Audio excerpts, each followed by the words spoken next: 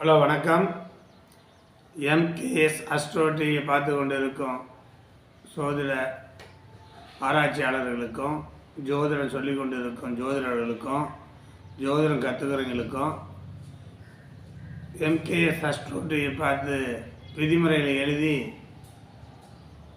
ஜோதிடம் ஆராய்ச்சி பண்ணக்கூடிய ஜோதிட மாணவர் அனைவருக்கும் சேலத்திலிருந்து உங்கள் ஆசிரியர் விஜயன். அனைவருக்கும் வணக்கம்.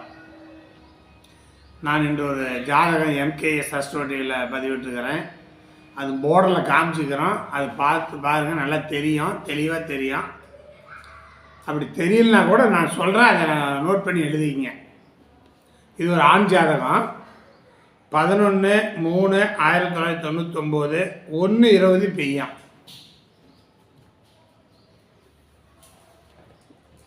லக்கணம் பார்த்தீங்கன்னா மிதுன லக்கணம். லக்கணத்துக்கு 2ல் ராகு, 5ல் செவ்வாய்,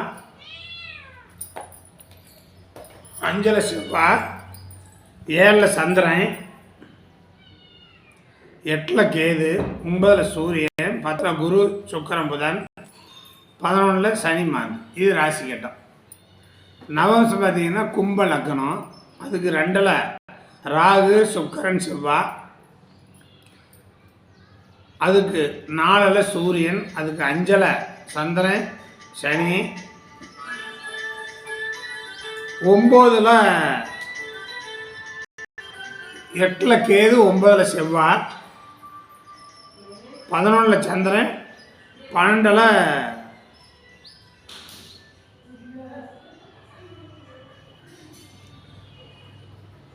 சந்திரன் குரு மாந்தி. இது நவம்ச கட்டம். நவம்ச கட்டம் வந்து பார்த்தீங்கன்னா கும்ப லக்கணம். லக்கணத்துக்கு 2ல் ராகு சுக்கரன் சந்திரன், 4ல் சூரியன், 5ல் சந்திரன் சனி, 8ல் கேது, 9ல் புதன் குரு மாந்தி. இது நவம்ச கட்டம். ராசி கட்டம் நவம்ச கட்டம் 2 வந்துருச்சு. பிறந்த காலத்தில் கேது 3 வருஷம் 2 மாதம் 27 நாள். அது சுக்கரன். இப்போ சூரிய திசை நடந்துகிட்டு இருக்குது. நம்மக்கிட்ட வந்து இந்த ஜாதகத்தை கொடுத்து ஜாதகம் பார்க்குறாங்க. இப்போ 26 வருஷம் நடக்குது. 25 முடிஞ்சு 26 நடக்குது. திருமணம், இந்த ஜாதகம் திருமணமெல்லாம் கொஞ்சம் நடப்பது அரிதுங்க. திருமணம்லாம் பொண்ணு பார்த்து கல்யாணம் பண்ணுறதெல்லாம் கொஞ்சம் சங்கடம் அரிது. திருமண வாழ்க்கையெல்லாம் கொஞ்சம் ஒத்து வராதுங்கண்ணே. ஏங்க இப்படி சொல்கிறீங்க? நாங்கள் பொண்ணு பார்த்துக்கிட்டு தானே இருக்கிறோம். பொண்ணு நீங்கள் பார்க்கலாம், உங்களுக்கு பொண்ணு கொடுக்குறது முன் வரணுமில்ல. இந்த ஜாதகத்தில் திருமண வாழ்க்கை ஒத்து வராது. திருமணம்னா சீக்கிரம் கல்யாணம் பண்ண முடியாது. 30-32க்கு மேலே தான் பொண்ணு பார்த்து கல்யாணம் பண்ண முடியும். இப்போ திருமணம் பண்ண முடியாதுங்க அப்படின்னு. சரி, அப்படியா? 32 மேலே கல்யாணம் பண்ணிக்கலாமான்னு கேட்டாங்க. ஆமாம், அப்போ பண்ணிக்கலாம், ஒன்றும் தப்பு இல்லைங்கண்ணே. சரி, தொழில் என்ன செய்வார் எங்கள் பையன் அப்படின்னு அவங்க கேட்குறாங்க. இப்போ இவங்க சொந்தக்காரர் தான் 60 ஜாதகம் பார்ப்பாங்க. எங்கள் பையன் இந்த பையனுக்கு தொழில் என்ன செய்வாங்க அப்படின்னு கேட்குறாங்க.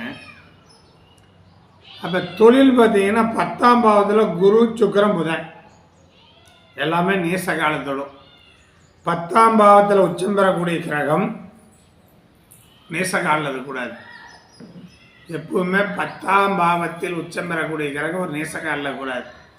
10ஆம் பாவத்தில் இருக்கிற கிரகமும் நீச காலில் இருக்கக்கூடாது.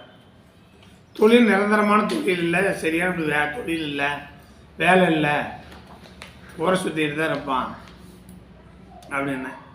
ஆமாங்க, நிரந்தரமாக நல்ல வேலையும் செய்யலை, நல்ல வேலை, திறமையான வேலை இல்லை, எப்படி போய் பொண்ணு கேட்குறதுன்னு அவங்களே கேட்குறாங்க. ஏன்னா நிலைப்பாடு எப்படிங்கிறது ஜாதகத்தை பார்த்து தெரிஞ்சுக்கலாம் தானே கேட்குறாங்க. நான் என்ன தப்பு இல்லை, நல்ல தொழில் இல்லை, நல்ல வருமானம் பண்ண முடியாது, இளமையில பொண்ணு பார்த்து பண்ண முடியாது அப்படின்னா ஆமாங்கிறாங்க அவங்களும்.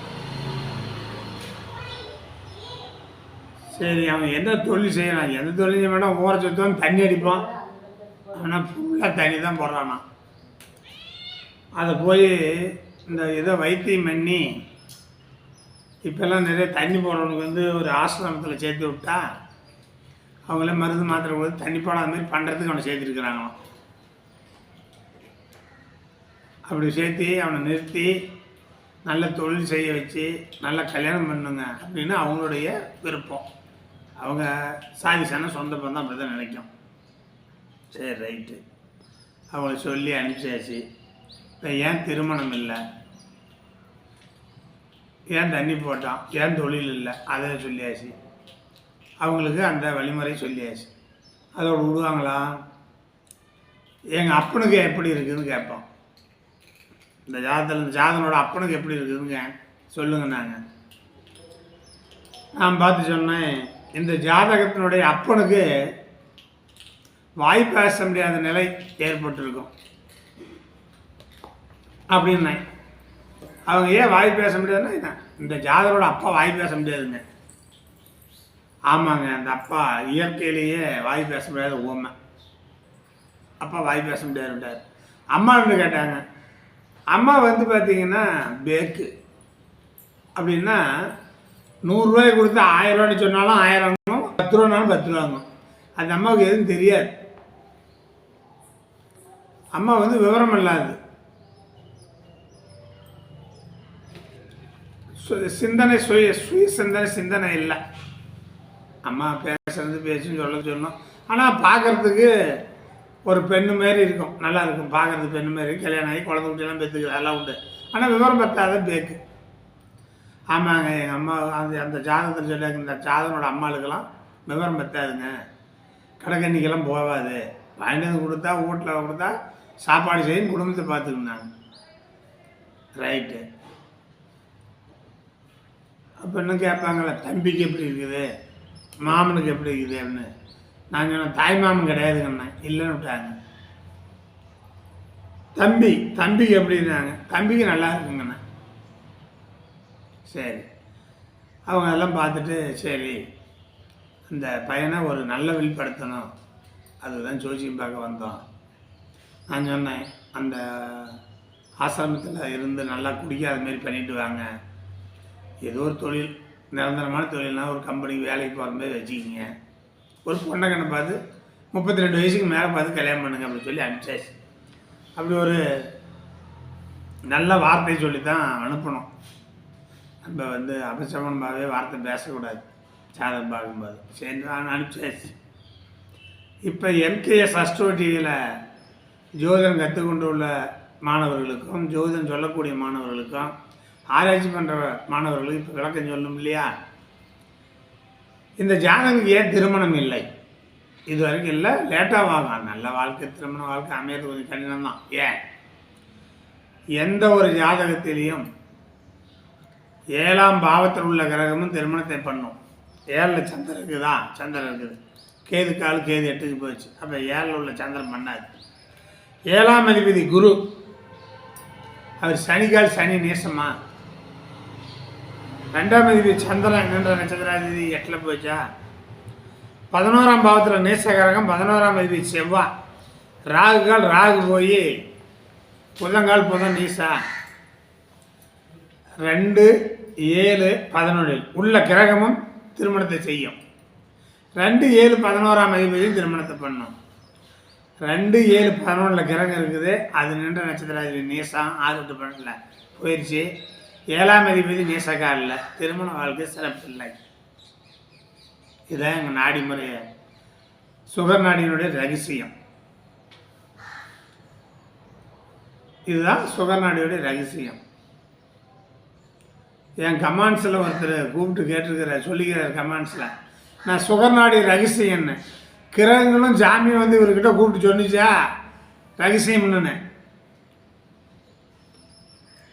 2, 7, 11 உள்ள கிரகமும் திருமணத்தை செய்யும். 7ஆம் அதிபதி எங்கிருந்தாலும் திருமணத்தை செய்யும், பலமாக இருந்தால். பலவீனப்பட்டால் செய்யாது. இப்போ இந்த ரகசியம் வேறு முறையில் யாராவது சொல்கிறாங்களா? அப்போ எனக்கு காதில் கூப்பிட்டு சொல்கிறீங்க, இதில் ஏதோ ஒரு இயற்கையாக கடவுளாக இருக்கட்டும், கிரகமாக இருக்கட்டும், எனக்கு சொல்லி சொல்லுங்கள்ல. அந்த நண்பர் ஒருத்தர் சொல்லுகிறார், இவருக்கு கடவுள் வந்து இவர் கடவுளும் சாமியும் கிரகமும் கூப்பிட்டு சொன்னிச்சா சுகர்நாடி ரகசியம்னு சொன்னக்காட்டி தான் சொல்கிறேன். என் காதில் சொல்கிறீங்க, இந்த காதில் கேள்விப்படாத எப்படி சொல்லுவேன் நான். அதனால் கமெண்ட்ஸில் பதில் போடும்போது யோசனை பண்ணி போடுங்க. வாய்க்கு வந்தபடி வளரக்கூடாது.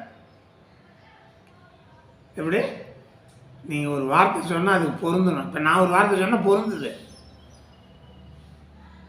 அது ரகசியம்தான். கிரகங்களும் சாமிகளும் தான் எனக்கு சொல்லி கொடுத்துச்சு. ரைட், இருக்கட்டும். திருமண வாழ்க்கை இப்படி. அப்போ தொழில் ஏன் சிறப்பாக இல்லை? 10ஆம் பாவத்தில் உச்சம் பெறக்கூடிய கிரகம் ஒரு நேசக்காலில் இருக்கக்கூடாது. மிதுன லக்கணத்துக்கு 10ஆம் பாவத்தில் உச்சம் பெறக்கூடிய கிரகம் சுக்கிரன் உச்சத்திலே இருக்குது. ஆனால் அந்த சுக்கிரன் புதன்கால் புதன்கண் நேசம். 10ஆம் அதிபதி குரு சனிக்கால் சனி நேசம். 10ஆம் பாவத்தில் புதன் அது நேசம். அவர் நின்ற நட்சத்திராதிபதி நேசம். எங்கே போய் எந்த வேலை செய்ய முடியும்? பிடிப்பு இல்லாத பேரும் இணைப்பு இல்லாத பேரும் திறன்பட தொழில் இல்லாத பேரும் 10ஆம் பாவத்தில் கெட்டு போயிடுச்சுன்னா தொழிலும் இல்லை. 6ஆம் அதிபதி செவ்வாய் ராகுக்கால் ராகு நேசம். ஒரு ஜாதகத்தில் 6ஆம் இடம் கெட்டு போயிடுச்சுன்னா 6ஆம் பாவம் கெட்டு ராகுவுடன் தொடர்பு இருந்தால் பீடி சிகரெட்டு தண்ணி கெட்ட சாவகாசங்கள் அத்தனையும் செய்வோம். 6ஆம் அதிபதி செவ்வாயாக வந்து ராகு தொடர்பு ஏற்பட்டு பகையோ நீசமாக இருந்தால் அந்த ஜாதகன் தண்ணி போடுவான், பீடி சிகரெட் குடிப்பான், கஞ்சா குடிப்பான், கெட்ட சாவகாசத்தை செய்வான். அப்போ 6ஆம் அதிபதி ஒரு ஜாதகத்தில் 6ஆம் அதிபதி செவ்வாயாக வந்து ராகு தொடர்ந்து இருக்கக்கூடாது, அது நேசம் வரக்கூடாது. அந்த ராகு யாருடைய காலில்? லக்னாதிபதி காலில் இருக்குது. அப்போ லக்னாதிபதி 6ஆம் அதிபதி ராகு நேசம். தண்ணி போடுவான், சாராயம் குடிப்பான், பிராந்தி குடிப்பான், சிகரெட்டு குடிப்பான், கெட்ட செயல்பாடுகளை செய்வோம். வயசு என்னங்க? 26 தான். 50 வருஷத்தில் உள்ள செய்கிறோம், அதெல்லாம் செஞ்சு போவாங்க. சரி, அந்த ஜாதகனுக்கு திருமண வாழ்க்கையை பற்றி சொன்னோம், தொழிலை பற்றி சொன்னோம், போதை பற்றி சொன்னோம், ஆயுளை பற்றி கூட சொன்னோம். இதெல்லாம் அந்த ஜாதகம் பார்த்தவங்களுக்கு சொல்லலை. தீர்க்கமான ஆயுள் கிடையாது இந்த ஜாதகனுக்கு. அதெல்லாம் அவங்களும் கூட பார்ப்பாங்க, எத்தனை வருஷம் கூட சொல்லலாம். ஆனால் தீர்க்கமான ஆயுள் கிடையாது இந்த ஜாதகனுக்கு. அவெல்லாம் வீடியோ பார்த்துட்டு தான் நம்மகிட்ட வராங்க, இந்த வீடியோ கூட பார்ப்பாங்க. ஆயுள் என்ன வயசுன்னு சொல்லி போடலாம், ஆனால் தீர்க்கமான ஆயுள் அப்படி வச்சிங்க. சரி, இதெல்லாம் ஜாதகம் பற்றி சொல்லிட்டீங்க. அப்பா எப்படி ஓமன்னு சொன்னீங்க?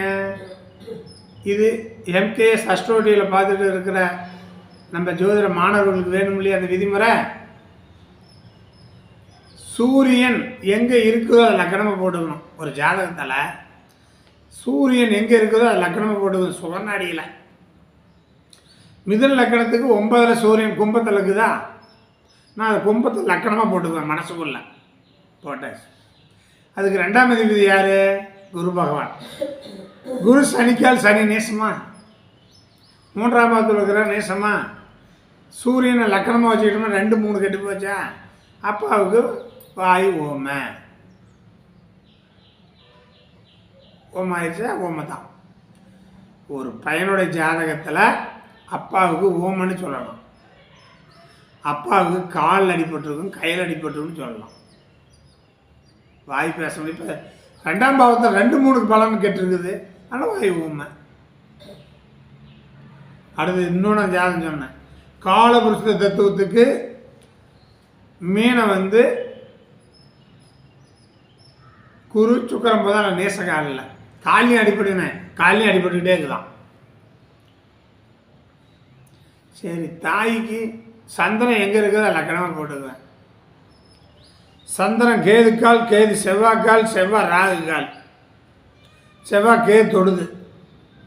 ஒரு ஜாதகத்தில் ஒரு ஆண் ஜாதகமாகட்டும் பெண் ஜாதகமாகட்டும், செவ்வாய் கேது சந்திரன் சம்பந்தப்பட்டால் நட்சத்திர பரிவர்த்தனை ஒரே வீட்டில் இருந்தாலும் சரி, இப்போ நான் சொன்ன மாதிரி தொடர்பு இருந்தாலும் சரி, திரிகோணத்தில் இருந்தாலும் சரி, சந்திரன் கேது செவ்வாய் தொடர்பு ஏற்பட்டால் அம்மா மனநல பாதிக்கப்பட்டது, விஷயம் தெரியாது, அறகுறையானது, பேசாமல் நடந்த சொன்னது பேசுங்கிலி போல் சொன்னதே சொல்லும், அறிவுத்திறன் அற்றது. இன்னும் சொல்ல போனாங்க, இந்த ஜாதகத்தை விட்டுருங்க, உங்கள் சொந்த பந்தம் ஜாதி சன ஜாதகத்தை இருக்கும்ல, ஒரே வீட்டில் செவ்வாய் சந்திரன் கேது இருந்தாலும் சரி, சந்திரனுக்கு 5-9 செவ்வாய் கேது இருந்தாலும் சரி, சந்திரன் செவ்வாய் காலு செவ்வாய் கேது காலாக இருந்தாலும் சரி, இப்படி தொடர்பு இருந்தால் அம்மா வழியில் ஒருத்தர் பைத்தியம், தெளிவில்லாத பைத்தியனே சொல்லலாம். இங்கே சந்திரன் கேது கால் கேது செவ்வாய் கால் போதுங்க, தொடர்பு ஆயிடுச்சிங்க, அம்மா மனநல பாதிக்கப்பட்டது ஒரு அது பைத்தியன்னே சொல்லலாம், விவரம் தெரியாது. நாம் இந்த ஜாதகத்தில் நம்மளுடைய ஜாதகம் போட்டு எடுத்து பார்த்தோம் சொல்கிறோம்ல, இதை கூட கற்பனையான நம்ப வேண்டாம்.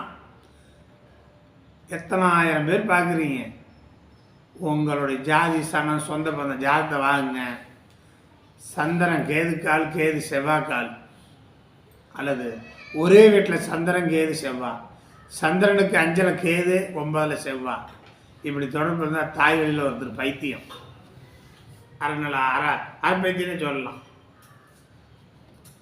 விதி பொருந்தி வரணும், 100% பொருந்தி வரும்.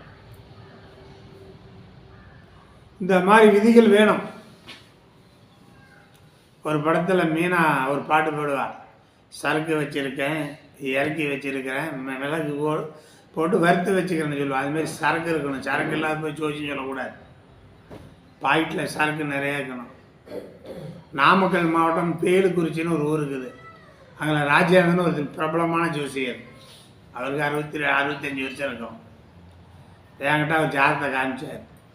மீன லக்கணம், லக்கணத்துக்கு 6 சூரியன் செவ்வாய் சுக்கரன். நான் சொன்னேன் 6ஆம் அதிபதி சூரியன் செவ்வாய் 8ஆம் அதிபதி சேர்ந்துருந்தால் மரத்து மீது மாடி மீது எதிரோ விழுந்துருவாங்கன்னு சொன்னேன். அவர் சொன்னார் அவருக்கு இருக்குது. அவர் சொன்னார் ஒரு தடவை கிணத்துல விழுந்துட்டாராம், 50 அடி ஆழத்தில் கிணத்துல விழுந்துட்டாராம், தப்பிச்சுக்கிட்டார்.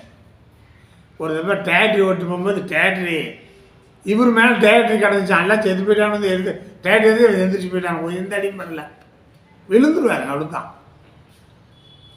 சூரியன் செவ்வாய் 8ஆம் அதிபதி 12 பாவத்தில் எங்கே சேர்ந்துருந்தாலும் மரத்து மீது மாடி மீது எங்கேயாவது மேலே விழுந்துருவான்னு சொல்லுங்கள், ஆமான்னு தான் சொல்லுவாங்க.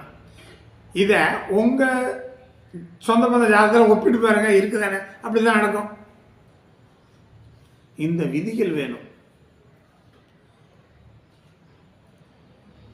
2ஆம் அதிபதியும் 12ஆம் அதிபதியும் பரிவர்த்தனை ஆகி லக்னாதிபதி தொடர்பு இருந்தால் எத்தனை கோடி சொத்து வச்சுருந்தாலும் அதெல்லாம் இழந்து போயிடுவான். இப்போ வண்டி வாகனத்தில் நிறைய பேர் போகிறாங்க, எல்லாமே வண்டி வாகனத்தில் போய் தலைச்சிக்கிறாங்க. 4ஆம் பாவத்தில் ஒரு கிரகம் இருந்து அந்த கிரகம் என்ற நட்சத்திரம் 8ல் இருந்தால் வண்டி வாகனத்தில் விபத்தை கொடுக்கும். இதெல்லாம் சொன்ன விதி தான். ஏன்னா இந்த ரகசியம் இவருக்கு கிரகங்களும் ஜாமி சொன்னிச்சுங்களா, அதனால தான் சொல்கிறேன். இந்தமாரி விதிகளை என் காதில் கேட்கணும் தான் உங்களுக்கு சொல்கிறேன். எனக்கு எங்கள் குருநாதர் சொல்லி கொடுத்துக்கிறாங்கல்ல. அப்போ இந்த மாதிரி விதி வேணும். ஒரு ஜாதகத்தை பார்த்தீங்கன்னா இந்தமாரி விதி இருக்கணும். ராகு கால் கொடுத்த கிரகமும் ராகுக்கு வீடு கொடுத்த கிரகமும் பகை நேசம் அஸ்தங்கம் பெற்று இருந்தால் ராகு திசையில் அவனை முடிச்சுட்டு போயிட்டே இருக்கும். எத்தனை பேர் இந்த ராகுடைய நான் சொன்ன விதியில் அப்படியே இருக்கிறாங்க, நிறைய பேர் போயிட்டாங்க. ஒரு திசாநாதனும் புத்திநாதனும் நின்ற நட்சத்திர அதிபதி 6, 8, 12 இருக்குதுன்னு வச்சுங்க. ஒரு ஜாதகம் பார்க்குறீங்க, ஜாதகன் கங்கானாத போயிட்டான், மறைஞ்சி போயிட்டான், ஓடி போயிட்டான், ஒளிஞ்சிக்கிட்டான், ஜாதகம் தேடுறீங்களான்னு சொல்லணும், ஆமான்னு தான் சொல்லுவாங்க. திசாநாதனுக்கு கால் கொடுத்த கிரகமும் புத்திநாதனுக்கு கால் கொடுத்த கிரகமும் லக்னத்துக்கு 6, 8, 12 இருந்தால் பகை நேசம் அஸ்தங்கம் போட்டு திசை புத்தி நடக்குதுன்னா ஆளை காணுன்னு சொல்லலாம். எஸ்கேப், ஓடி போயிட்டால் ஒழிச்சிக்கிட்டேன்னு சொல்லலாம். ஆமான்னு தான் சொல்லுவாங்க. நாங்களாம் நிறைய ஜாதகத்தை பார்த்து சொல்லியிருக்கிறோம். அவங்க ஆமாங்கிறாங்க. நீங்களும் அதே இந்த நான் சொன்ன விதிகள்லாம் அப்ளை பண்ணி பாருங்கள், சரியாக ஒரு பொருந்தி வரும். எப்படி இந்த மாதிரி விதிகள் வேணும், விதி இல்லாத ஜோசியம் வரக்கூடாது. வாரம் ஒரு வீடியோ MKS அஸ்ட்ரோ டிவியில் போட்டுக்கிட்டுருக்குறோம். வெளியிலையும் போய் நாமக்கல், திருச்செங்கோடு, ஈரோடு, பள்ளிப்பாளையம், திருப்பூர் இதுமாரி வெளியிலையும் போய் வீடியோ போடுறோம். கள்ளக்குறிச்சி எல்லா இடத்துலையும் போடுறோம். மாதத்துக்கு 4-5 வீடியோ வரும். சுகர்நாடி ரகசியங்கள் நிறைய சொல்லி தந்துட்டுருக்கிறோம். நல்ல மாணவர்கள் நோட்டு போட்டு எழுதி என்னை பார்க்காம என்கிட்ட வராமையே ஜோதிடம் சொல்கிற மாணவர்கள் நிறைய இருக்கிறாங்க. குற்றம் கண்டுபிடிக்கிற மாணவர்கள் நிறைய இருப்பாங்க. குற்றம் இல்லாமல் கண்டுபிடிங்க, உங்கள் ஜோதிடம் வளரும், ஜோதிடம் ஓங்கும்னு சொல்லி MKS அஸ்ட்ரோ டிவியை பார்த்து கொண்டு இருக்கோம். ஜோதிட நண்பர்கள், ஜோதிட மாணவர்கள் லைக் பண்ணுங்கள், ஷேர் பண்ணுங்கள், பெல் பட்டனை கொடுங்க. ஜோதிடம் வளரும், நீங்களும் வளருன்னு சொல்லி உங்களிடமிருந்து விடைபெறுகிறேன். நன்றி, வணக்கம்.